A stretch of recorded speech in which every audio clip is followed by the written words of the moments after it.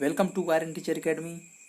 Are N teacher academy में आपका स्वागत है। आज हम बाल विकास के पेडागोगी के 10 ऐसे प्रश्नों को पढ़ेंगे जो कि बहुत ही महत्वपूर्ण होंगे, और आइए करके देखते हैं 10 में से कौन कितना कर लेता है। तो पहला प्रश्न है, विशेष रूप से प्राथमिक स्तर पर विद्यार्थियों की सीखने संबंधी समस्याओं को संबोधित करने का बेहतर तरीका है जो है कि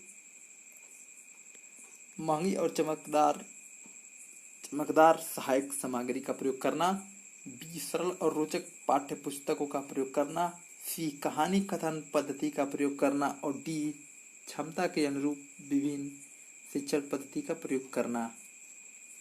तो आपको मिलते हैं 10 सेकेंड्स। आइए देखते हैं किसका ऑप्शन बहुत सही हो रहा है।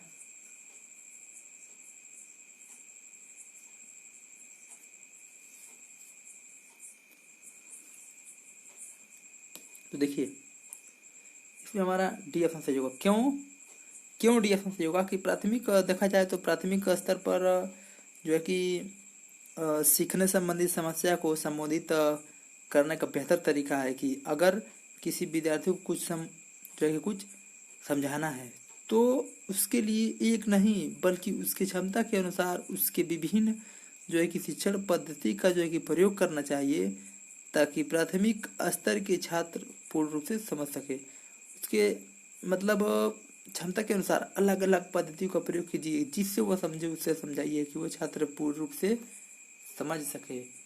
ये हमारे ऑप्शन का आंसर होगा। तो आइए अब हम चलते हैं अगले प्रश्न की तरफ, जो कि कक्षा में विद्यार्थियों की रुचि बनाए रखने के लिए एक शिक्षक को उचित है वो क्या करे भाई।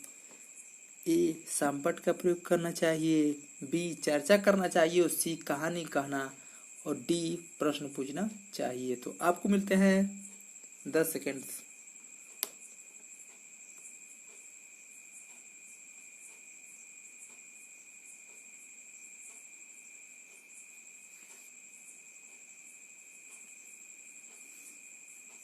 चलिए देखिए, इसमें होगा डी ऑप्शन हमारा सही होगा। कौन सा ऑप्शन? ये डी ऑप्शन सही होगा। क्यों डी ऑप्शन सही होगा देख लेते हैं उसको भी, कि कक्षा में छात्र को रुचि के लिए ये उत्सुकता को बनाए रखने के लिए यह भी आवश्यक है। यह आवश्यक तो यही है कि शिक्षक छात्र से पूर्व ज्ञान संबंधित प्रश्न को जो है कि छात्रों से पूछे, जिससे कि समान रूप से प्रस्तावना के प्रश्न कहे जाते हैं। इसके लिए उन्हें क्या होता है, शिक्षक में प्रश्न पूछने का कौशल अनिवार्य होना या अनिवार्य है।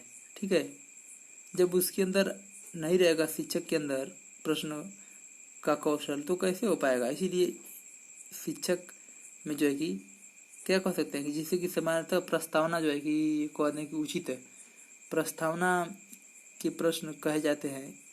इसके लिए शिक्षक में प्रश्न कौशल का होना अनिवार्य है। ऑप्शन हमारा डी सही है। तो चलिए अगले प्रश्न की तरफ। कक्षा में जो विद्यार्थी प्रश्न पूछते हैं उन्हें कक्षा के बाद शिक्षक से मिलने के लिए सलाह दी जाए, और बी कक्षा चर्चा में भाग लेने के लिए प्रोत्साहित किया जाए, और सी लगातार प्रश्न पूछने के लिए प्रोत्साहित किया जाए, और डी स्वतंत्र रूप से उत्तर ढूंढने के लिए प्रोत्साहित किया जाए, यानी प्रोत्साहित। तो आपको मिलते हैं 10 सेकंड, जल्दी कमेंट करके बताइए।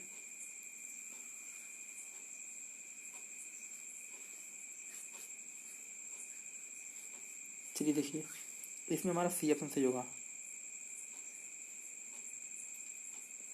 क्योंकि कक्षा शिक्षण के दौरान शिक्षार्थियों के प्रश्न पूछने पर उसके उत्सुकता को शांत करने के लिए शिक्षक को उसकी समस्या का समाधान करना चाहिए, और केवल यही नहीं, छात्र को विषय वस्तु संबंधित सार्थक प्रश्न को जो है कि प्रोत्साहित करना चाहिए। ठीक है, जिससे कि विषय में संबंधित जो है कि शिक्षण में उनकी रुचि बनी रहे, तथा अधिगम बिना कर कहें तो अवरोध का सतत रूप से चलती रहे। जैसे अधिगम उनका जो है कि बिना अवरोध बिना रुकावट के जो है कि सतत रूप से चलती रहे।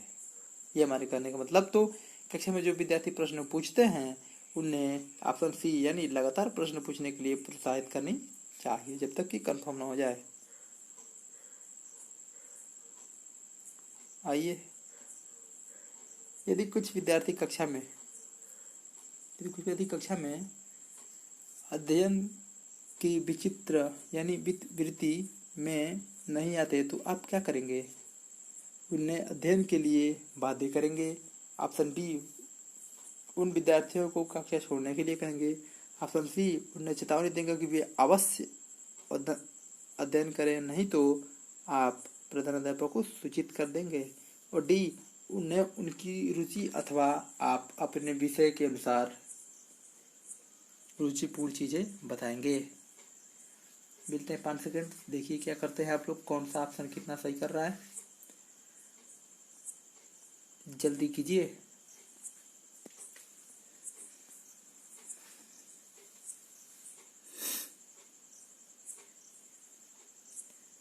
इसमें हम देखें तो ऑप्शन हमारा डी सही हो रहा है। क्यों सही हो रहा है ये इसको भी जान लें। केवल अभी कोई कमेंट कर रहा है कि इतने डीपली क्यों? भाई हर एक प्रश्न को जो है कि निगेटिव पॉजिटिव दो से देखना है। एक जो अगर हम निकाल दिए कि ये क्वेश्चन सही नहीं है तो हमारे 3 क्वेश्चन राइट निकल जाएंगे। यदि हम 3 क्वेश्चन रॉन्ग निकाल दे तो एक क्वेश्चन हमारा राइट आ जाएगा। तो डी देखिए क्यों सही है कि यदि कहे कि अध्ययन में जो है कि चित्रवृत्ति का तात्पर्य अध्ययन में रुचि न लेना है। अगर किसी छात्र द्वारा इस तरह की जो है कि प्रवृत्ति अपनाई जाती है तो क्या करेंगे? तो शिक्षक को अपने विषय वस्तु से संबंधित उनकी रुचि के अनुसार शिक्षण कराना चाहिए। भाई जैसे कि शिक्षण जो है कि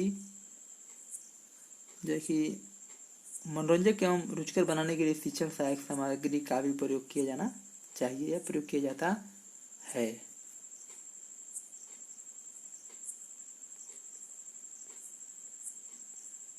कक्षा में अनुशासन बनाए रखने के लिए सर्वाधिक प्रभावशाली उपाय क्या है?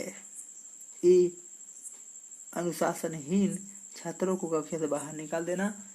बी, शिक्षण को रोचक एवं व्यवहारिक बनाना। ऑप्शन सी, छात्रों को अभिभावक को सूचित करना, यानी छात्रों जो अभिभावक हैं, जो माता पिता हैं, जो भी उनके गार्डियंस हैं, उनको सूचित करना। और डी, अनुशासनहीन छात्रों को विशिष्ट सुविधाएं क्या करना? प्रदान करना। ऑप्शन जल्दी दीजिए भाई, आपको मिलते हैं 5 सेकंड।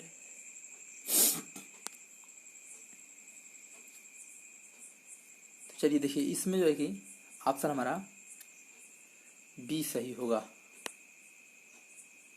क्यों सही होगा?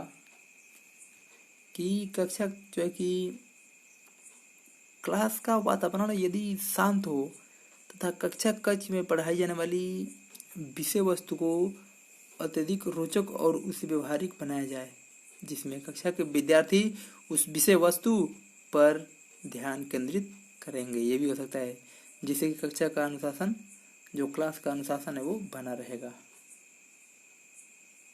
चलिए, इसके पहले प्लीज़ हमारे चैनल को सब्सक्राइब कीजिए, अपने दोस्तों में बांटिए, उनसे कहिए कि वो लोग भी शेयर करें, और वीडियो देखिए और कमेंट कीजिए कि कैसी वीडियो आप तक पहुंचा सकूं। तो प्लीज़ हमारे चैनल को सब्सक्राइब कीजिए। चलिए देखिए अगला प्रश्न। इसमें कह रहा है कि सामूहिक संप्रेषण का गुण है क्या है भाई? यह विधि सरल तथा सस्ती है, छात्रों को जो है कि छात्रों को व्यवहार कुशल बनाती है। सी, छात्रों में नेतृत्व कुशलता का विकास करती है। डी, उपयुक्त सभी। इसमें कौन सा योगा? देखिए, इसके पहले आपको मिलते हैं 5 सेकेंड्स।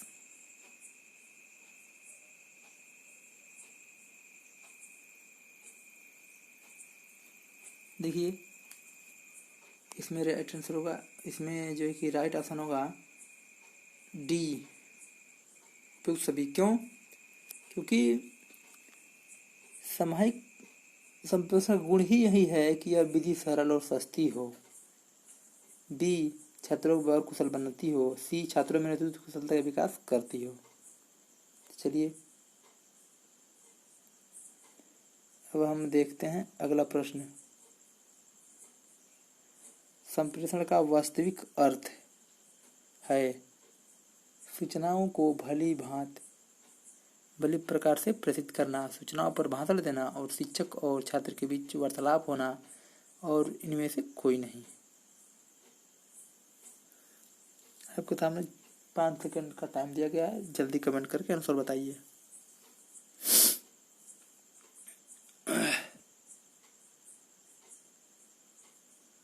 चलिए देखिए, इसमें डी ऑप्शन सही होगा। क्योंकि संप्रेषण का वास्तविक अर्थ इन तीनों में से कोई नहीं होगा। इसमें यह होगा कि एक व्यक्ति द्वारा दूसरे व्यक्ति तक सूचनाओं एवं संदेशों को भेजना तथा प्राप्त कर्ता द्वारा उन्हें ठीक और सही अर्थ में समझना, ये हमारा संप्रेषण का वास्तविक अर्थ होता है।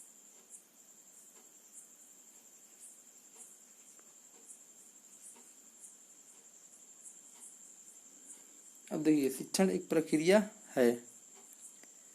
ये जो है कि इसके पहले जो है कि हम ये कह सकते हैं, ये कहेंगे आपसे कि ये ऑप्शन कि शिक्षक द्वारा अधिगमकर्ता को ज्ञान की स्थानांतरण की और अधिगम को निर्देशित करने की, और सी अनुदेशन देने की, और डी शिक्षण अधिगम का सरलीकरण करने की। इसमें आपको मिलते हैं 5 सेकंड, देखते हैं कौन जल्दी आंसर दे देता है। अब हाँ, कुछ लोग कमेंट कर रहे हैं कि sir Haryana TET, Punjab TET. भाई देखिए, सी टेट में जो है कि कहीं से भी पूछ सकता है, इसमें कोई मतलब क्लियर नहीं कि यहीं से पूछेगा। चलिए, इसमें आपका डी ऑप्शन सही होगा। क्यों होगा? सही बता रहे हैं। शिक्षण अधिगम को सरलीकरण करने के लिए एक प्रक्रिया है। कौन सी प्रक्रिया? देखिए, जैसे कि मान लीजिए कि एक बालक में सीखने की जन्मजात प्रवृत्ति होती है, और जो है कि हमारे वैज्ञानिक जो आधुनिक हैं, मतलब आधुनिक वैज्ञानिक अवधारणा के अनुसार अधिगम की इस प्रक्रिया में शिक्षक शिक्षण प्रक्रिया में समस्त शैक्षिक अवयव सहायक के रूप में होते हैं। चलिए, शिक्षण एक प्रक्रिया है। सॉरी, ये क्वेश्चन डबल हो गया।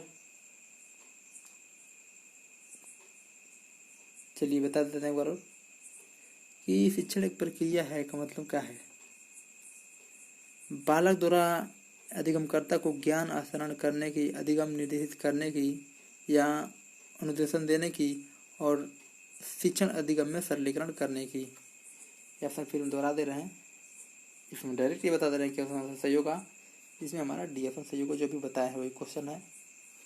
तो चलिए, प्लीज़ इसके पहले हमारे चैनल को सब्सक्राइब कीजिए, और ये हमारा CDP का लास्ट क्वेश्चन था। तो प्लीज़ और सिर्फ प्लीज़, क्योंकि हमारे चैनल को सब्सक्राइब कीजिए, लाइक कीजिए, कमेंट कीजिए। धन्यवाद। और देखिए, हाँ, जो लॉकडाउन चल रहा है, गोल्डन टाइम्स, इसका भरपूर आनंद उठाइए और इतनी तैयारी कीजिए कि पेपर में यार 114 हमारा टारगेट, हमारा प्रयास और आपकी मेहनत दोनों मिलकर 114 हम लोग लेके चलेंगे। चलिए, धन्यवाद। वीडियो बंद करते हैं।